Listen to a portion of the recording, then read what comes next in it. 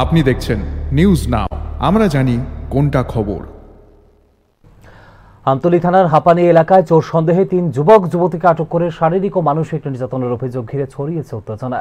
তন্ময় মালাকার, মাসুম মালাকার ও মধুরিমা দেবনাথ নামে 3 জন কোনো কাজে দেবাশিস দেবের বাড়িতে গেলে স্থানীয়ভাবে ভুল বোঝাবুঝির জেরে তাদের চোর বলে অপবাদ দেন তিনি। এরপর তাদের জোর করে আটক রেখে শারীরিকভাবে নির্যাতন করেন এবং অপমানজনকভাবে 3 জনেরই মাথা ন্যাড়া করিয়ে দেন অভিযুক্ত দেবাশিস দেব। ভুক্তভোগীরা পুলিশকে পুরো ঘটনার বিবরণ দিয়ে শুরু করে হয় তদন্ত। প্রাথমিক তদন্তে অভিযোগের সত্যতা পাওয়ায় অভিযুক্ত দেবাশিস দেবকে গ্রেপ্তার করেছে পুলিশ। আইন নিজের হাতে তুলে নিলে কঠোর ব্যবস্থা নেওয়া হবে বলে জানিয়েছে পুলিশ।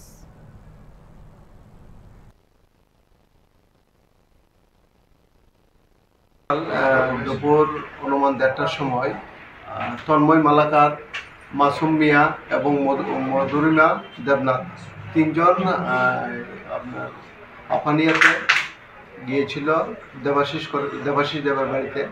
তারপর তাদেরকে চোর সন্দেহ করে তাদেরকে মারধর করে এবং তাদের চুল কেটে ফেলে দেয়।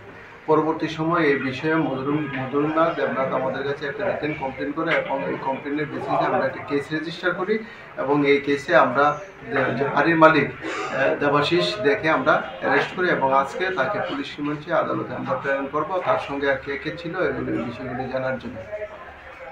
কি কারণে তাদেরকে ইয়া করেছিল এবং তারা এখানে কি লিগে গিয়েছিল? দেবাশিস দেয়ার ভাগ্নে হলো তন্ময় মালাকার।